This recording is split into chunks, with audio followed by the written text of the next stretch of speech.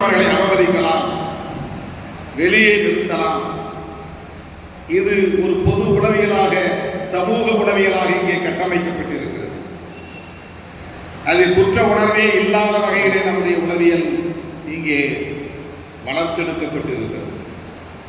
அது ஜீன் வழியாகவே தலைமுறை விட்டு தலைமுறை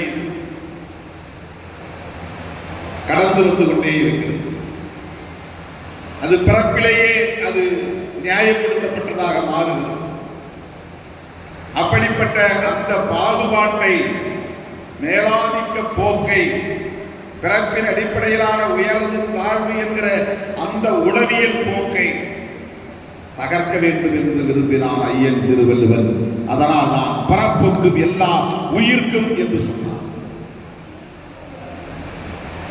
இதனுடைய அடிப்படை கோட்பாடு சமத்துவம் என்பதுதான்.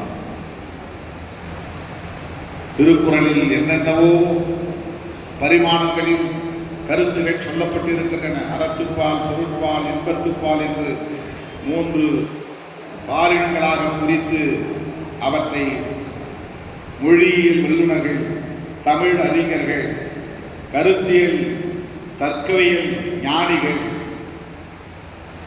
தத்துவ ஞானிகள் ஒவ்வொருவருக்கும் ஒவ்வொரு கோணத்திலே அதற்கான புதிய புதிய விளக்கங்களை சொல்லி இருக்கிறார்கள்.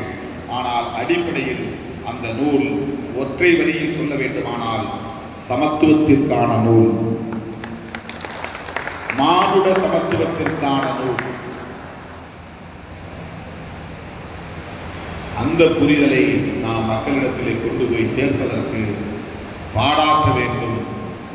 அத்தகைய புரிதலோடு திருக்குறள் பேரவைகள் இயங்க வேண்டும். அதுதான் ஐயன் திருவள்ளுவருக்கு நாம் செலுத்துகிற உண்மையான சிறப்பாக இருக்க முடியும் என்பதை சொல்லி இந்த வாய்ப்புக்கு நன்றி கூறி முடிக்கிறேன். நன்றி, வணக்கம்.